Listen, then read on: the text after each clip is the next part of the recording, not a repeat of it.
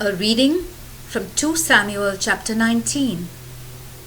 Joab was told that King David was weeping and mourning for Absalom. And so the joy of victory was turned into sadness for all of David's troops that day, because they heard that the king was mourning for his son. They went back into the city quietly, like soldiers who are ashamed because they are running away from battle. The king covered his face and cried loudly, "Oh, my son Absalom! Absalom, my son!"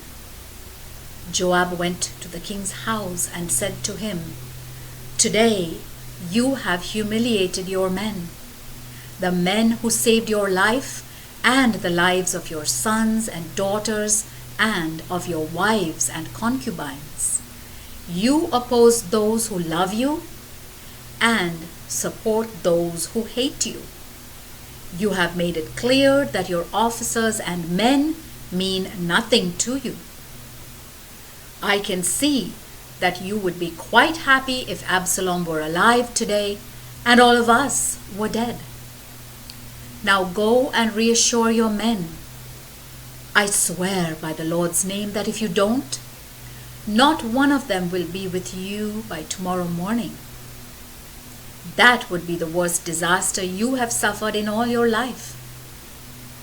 Then the king got up and went and sat near the city gate. His men heard that he was there, and they all gathered around him. Meanwhile, all the Israelites had fled to their own hometowns. All over the country, they started quarreling among themselves. "King David saved us from our enemies," they said to one another. "He rescued us from the Philistines, but now he has fled from Absalom and left the country. We anointed Absalom as our king, but he has been killed in battle. So why doesn't somebody try to bring King David back?" The news of what the Israelites were saying reached King David. So he sent the priests Zadok and Abiathar to ask the leaders of Judah, "Why should you be the last to help bring the king back to his palace? You are my relatives, my own flesh and blood. Why should you be the last to bring me back?" David also told them to say to Amasa, "You are my relative. From now on, I am putting you in charge of the army in place of Joab.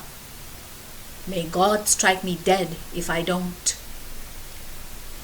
David's words won the complete loyalty of all the men of Judah, and they sent him word to return with all his officials. On his way back, the king was met at the Jordan River by the men of Judah who had come to Gilgal to escort him across the river. At the same time, the Benjaminite Shimei, son of Gera from Bahurim, hurried to the Jordan to meet King David. He had with him 1,000 men from the tribe of Benjamin. And Ziba, the servant of Saul's family, also came with his 15 sons and 20 servants, and they arrived at the Jordan before the king. They crossed the river to escort the royal party across and to do whatever the king wanted. As the king was getting ready to cross, Shimei threw himself down in front of him and said, "Your Majesty, please forget the wrong I did that day you left Jerusalem. Don't hold it against me or think about it anymore. I know, sir, that I have sinned, and this is why I am the first one from the northern tribes to come and meet your Majesty today." Abishai, son of Zeruiah, spoke up. "Shimei should be put to death because he cursed the one whom the Lord chose as king." But David said to Abishai and his brother Joab, "Who asked your opinion? Are you going to give me trouble? I am the one who is king of Israel now, and no Israelite will be put to death today." And he said to Shimei, "I give you my word that you will not be put to death." Then Mephibosheth, Saul's grandson, came down to meet the king. He had not washed his feet, trimmed his beard, or washed his clothes from the time the king left Jerusalem until he returned victorious. When Mephibosheth arrived from Jerusalem to meet the king said to him, "Mephibosheth, you didn't go with me. Why not?" He answered, "As you know, your majesty, I am crippled. I told my servant to saddle my donkey so that I could ride along with you, but he betrayed me. He lied about me to your majesty, but you are like God's angel. So do what seems right to you. All of my father's family deserved to be put to death by your majesty, but you gave me the right to eat at your table. I have no right to ask for any more favors from your majesty."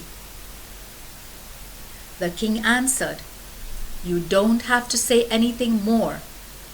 I have decided that you and Ziba will share Saul's property." "Let Ziba have it all," Mephibosheth answered. "It's enough for me that your majesty has come home safely."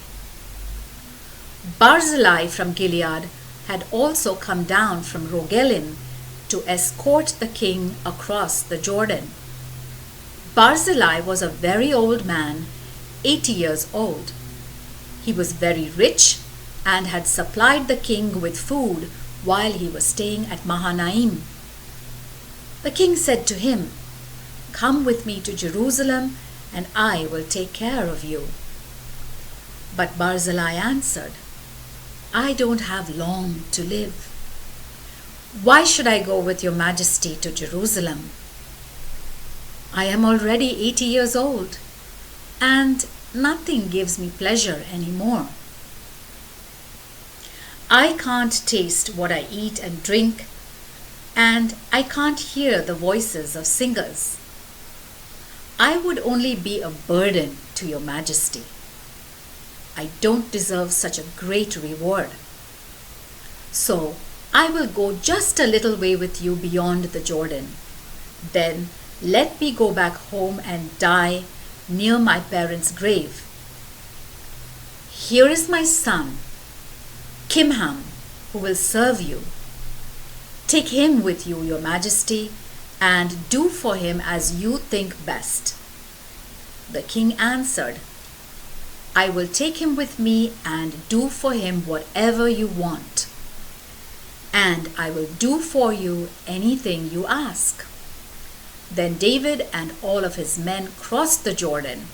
He kissed Barzillai and gave him his blessing, and Barzillai went back home. When the king had crossed, escorted by all the people of Judah and half the people of Israel, he went on to Gilgal, and Kimham went with him. Then all the Israelites went to the king and said to him, "Your Majesty, why did our brothers, the men of Judah, think they had the right to take you away and escort you, your family, and your men across the Jordan?" The men of Judah answered, "We did it because the king is one of us. So why should this make you angry? He hasn't paid for our food, nor has he given us anything." The Israelites replied, "We have 10 times as many claims on King David as you have, even if he is one of you. Why do you look down on us? Don't forget that we were the first to talk about bringing the king back." But the men of Judah were more violent in making their claims than the men of Israel. The word of the Lord.